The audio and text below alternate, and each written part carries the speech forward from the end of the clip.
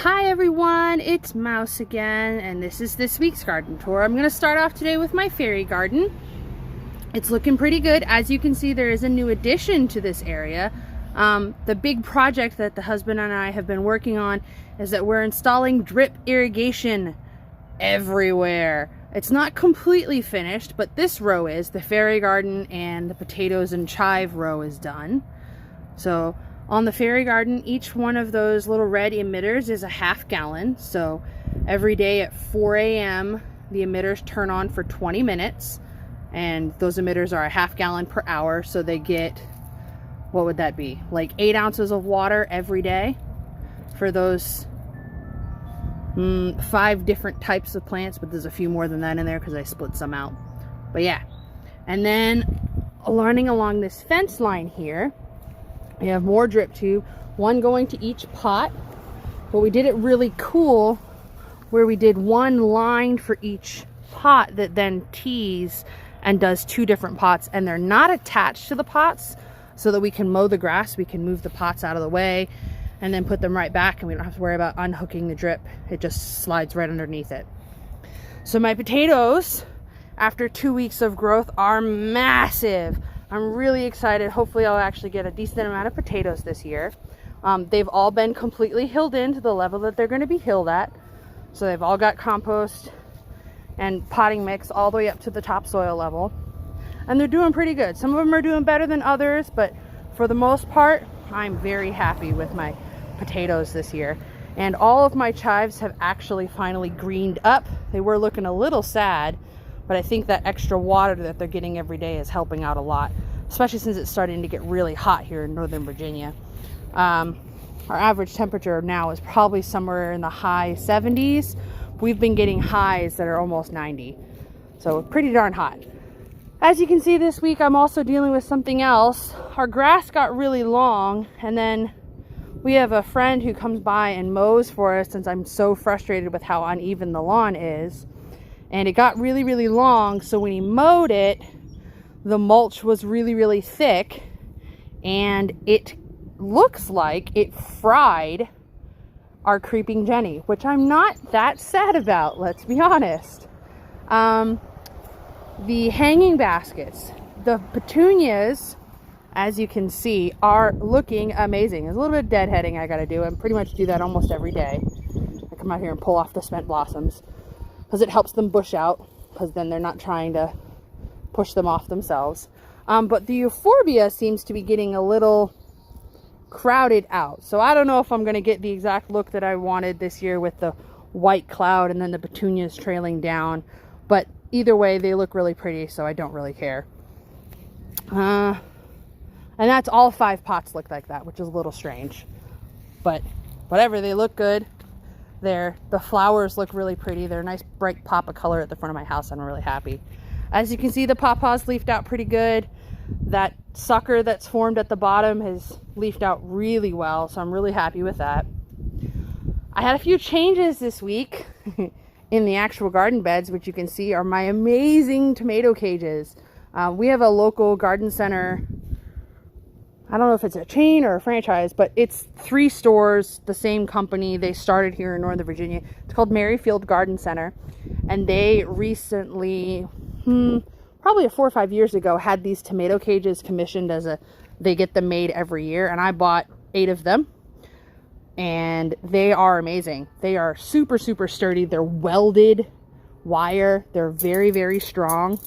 They're a lot more durable than the standard traditional tomato cages you see at like Home Depot and Lowe's and all that, which is great because I grow indeterminate tomatoes for the most part. And if any of you grow indeterminate tomatoes, you know they're kind of thugs. They grow really, really big and really, really heavy. So these welded wire cages are great.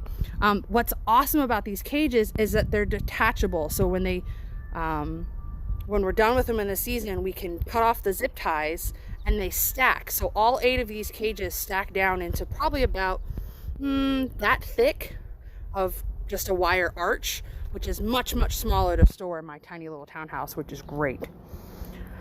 So down here with this Uncle Wayne tomato, the one that I'm super excited about. One of them, which is one of the original ones that I planted, is doing really well. I've pruned suckers off of it.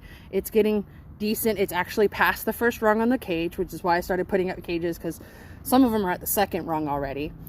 But then I had that other one die, the one that I had replanted. So this is the first one, which I thought was dead because it had been eaten to death. So I had repotted it. Well, the one that I planted to replace this one died. Like, it just shriveled to nothing. Like, there was no life in it whatsoever. So I thankfully had saved it, and I replanted the one that broke, and it is coming back. I've got leaves on it, and it might be a little bit slower to get started, but honestly, with it being as hot as it is, that's probably a good thing, because it's getting a little bit of shade from the other tomato. So it's getting full sun, but it's getting a little bit of dappled shade as it gets later in the day, which is great.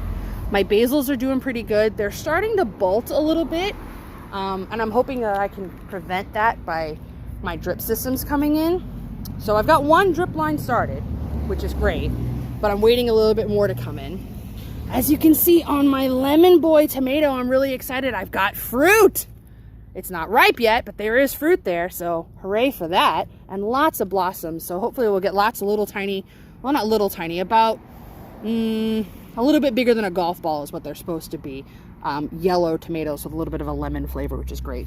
But see what I mean about the basil? It's starting to bolt a little bit, which is kind of annoying, but again, I think it's just because it's so hot so quick, and it's just going, bah! What's going on here? Zinnias.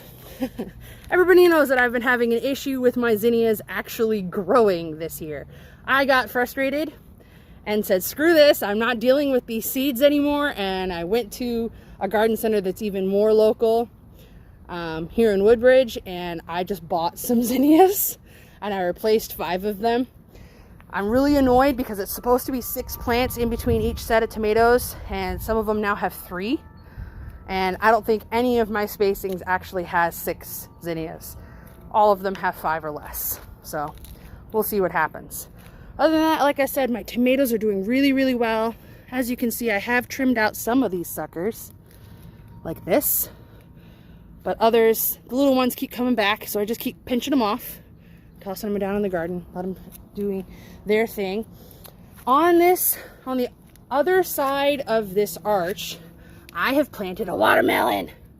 So I've got 2 watermelons here that'll grow up this arch and be conking us in the head later in the summer. Because that's what my husband wanted to grow, was watermelons this year. Usually we grow noodle beans, which are these really cool beans that are anywhere from 18 inches long to a yard long. They're really awesome. And they do really well for like quick sauteing. They're not the best canned. I've tried canning them a couple times and they get kind of spongy. They're an Asian bean, so they're meant to be sauteed. So if I ever do grow them again, it'll be either freeze them and do it from that, or saute them fresh. So this blueberry plant that I have said multiple times, it's dead, it's crispy, it's dying, I'm never gonna get any fruit from it. Amazingly, it's green again. It had major shock, it died back. I've got berries all over it. You can see some of the shock damage still. It's very crisp and crunchy. I could go through and just kind of rough it all off, but I'm kind of just leaving it alone for the most part. And I did run drip to it. So this drip line that's next to it, it has drips emitters every 18 inches that are 1 gallon per hour. But because this is a blueberry and blueberries are bog plants, I ran its own drip line. It has an emitter in here that's adjustable. I have it set to 3.5 gallons per hour. But again, that's only for 20 minutes, so it's not quite getting 3.5 gallons every day. My sunflowers are looking amazing. Got some dark color on this one, which is awesome because this is one of the darker varieties. This is a Miss Mars, so it should be a red sunflower with like a yellow sunburst in the middle, which is really pretty. But then the rest of them are looking pretty darn good. My peas are awesome. We're not getting big harvests. We've never gotten more than 1/4 cup at a time, but that's okay. We just eat them fresh. Like literally we'll just pick them off the plant and put them in our mouth and chomp on them. So they're yummy. My brassicas. The cabbage whitefly has arrived. It is hot. The cabbage whiteflies are looking for places to lay their eggs. So I have started spraying BTI, which is an organic caterpillar herbicide. It's a microorganism originally found in Israel, in the sand there, and it eats caterpillars from the inside out. Excuse me, fibers. That you would usually eat my cabbages and any member of the brassica family down to lace. I've got a little bit of damage where they first come out and start to munch a little bit, but then as soon as they eat a leaf that's got a little bit of that BTI on it, they die, which is great, because usually by this time, with it as hot as it's been, all of my brassicas literally look like Swiss cheese all over. And now I've got a little bit of damage, but it's much more manageable than it's been in the past. In these traditional tomato cages, I do not have tomatoes. I have my jalapeno. I have my 3 eggplants. One of my eggplants is not doing the best. You can just see it. Let me bring it over a little bit. He's not doing so great, but he is alive. So I'm gonna leave him and let him see what he does. I'm keeping that collard harvested really hard so that this little guy can get some sun, because I think that was the issue, was that I let the collard get really, really big. So then the eggplant wasn't getting any sun. And as you know, no sun, no growth. So therefore, let's keep the sun on him and keep that collard harvested back really, really hard. I did take a picture last week before I did that little mini video of a harvest that I did off my greens.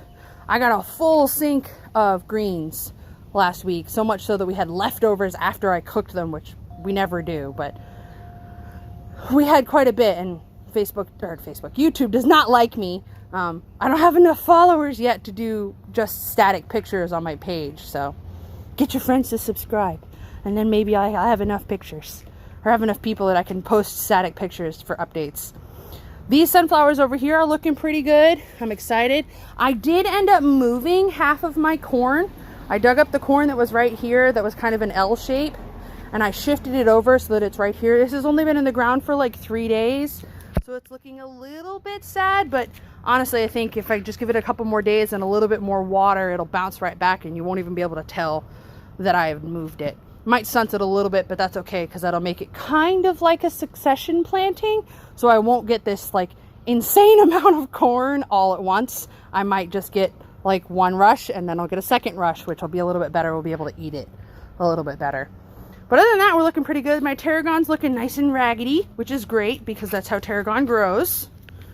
We haven't harvested any of that yet, but I'm looking forward to it. I might get some fish pretty soon and make a lovely tarragon béarnaise. Yum. Over here I have some new herbs, which I'm kind of excited for. I planted lemon verbena. As some of you guys know, I work as a pastry cook for Marriott, specifically at one of the large hotels here in DC. And we used to use lemon verbena to flavor one of our panna cottas. And it's really, really nice in that, because it hits this really, really subtle, like gentle lemon flavor, but it also gives some nice like herbalness to it too, which is really interesting in a panna cotta. So I saw it and I was like, hey, let me try growing this for once, because I've never grown it before. I did replace all of my parsleys. They were bolted because they were 2 years old, and they're not really meant to be perennial. They're meant to be annuals. So I replaced them. I have a flat leaf, and this year I actually planted a curly for the first time in a really long time, to use in like tabulis and maybe to dry some parsley for in the winter if it actually gets cold and my plants die. I did get a new thyme. I haven't had thyme for like 3 years, because when you plant thyme, it becomes a thug after a while and it will take over. And usually when it does that, I dig the whole plant out and throw it away, because it takes over too much space and I get frustrated with it, because if it's not tender, I don't like using it for cooking. But this one's nice and tender, and it's a lemon thyme, so again, it's got a little bit of a citrusy flavor, which I like using lemon flavored herbs a lot in cooking, because it adds that brightness that you don't get unless you actually add citrus. Then I don't have to add citrus, it cuts out a step, which is really great. Back over here in this bed, I know I'm bouncing around this time, but that's because I feel like it. My carrots are doing really, really well. I'm really happy with my carrots this year. I don't think I've had carrots that have looked this good ever. anytime I've ever grown carrots before. And people always say carrots are really easy to grow. I disagree. I have never had good carrots come out of my garden. Maybe this year I will, though. We'll see. Oh yes, my huge sunflowers over here next to my stacks of cocoa shell mulch. I told you guys I ordered more. I also found some at Merrifield that was actually cheaper, which is a little odd because Merrifield can be kind of expensive, than online. So I bought a couple more bags because I want to cover everything in cocoa shell mulch this year. But my American Giant, right? Yes, American Giant hybrid sunflowers are looking pretty good. I'm really excited for these ones. They're nowhere near close to blooming like some of the others you may have seen, but they look really good. Nice green growth. The stalks are thickening up really well. I still have a stake on one of them, but honestly, I think I can take it off at this point because I think it's actually doing more harm than good right now. Yep, I'm gonna take it off. No more stake. I'm just gonna leave the stake next to it so it has something to lean against. But yeah, I'm really excited for them. Hopefully they'll get nice and tall. They'll be in my second story windows. But yeah, let me know if you guys have any questions about my garden this week. But yeah, as you can see, the big announcement was that we are doing a drip system. I'm really excited for when this goes in. It'll cut down a lot on my labor. And it'll be a great thing. It really will, because watering gets to be kind of annoying, especially in this Virginia heat. Virginia heat and humidity, which is the big issue. Over here, you can see I have finished this bed. I'm very excited for it. My peppermint is starting to fill out again and filling it all in, which is great. I did check on my elephant ears. They are growing.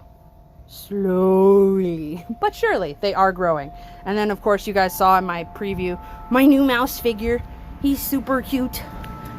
But yeah, that's it. So that's my garden for this week, guys. I hope you enjoyed it. I know you just saw my mom's feet. Sorry about that. But that's it. Let me know if you guys have any questions. Thanks a lot. See you guys next week. Bye.